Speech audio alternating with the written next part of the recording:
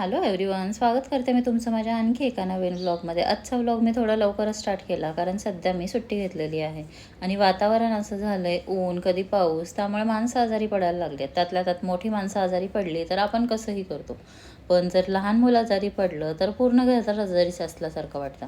इकडे सानवी उठायच्या आधीच मी स्वयंपाक करून घेतला आहे आणि ती उठल्यावर तिला काहीतरी खायला द्यावं म्हणून लाडू दिले.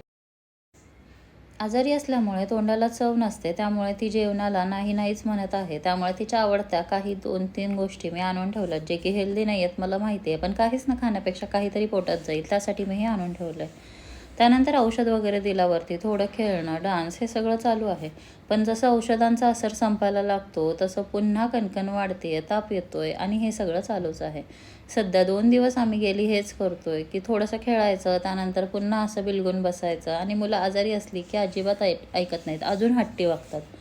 त्यामुळे सध्या हे चालू आहे. डॉक्टरांचं म्हणणं आहे की व्हायरल इन्फेक्शन असल्यामुळे 2-3 दिवस हे होणारच आहे.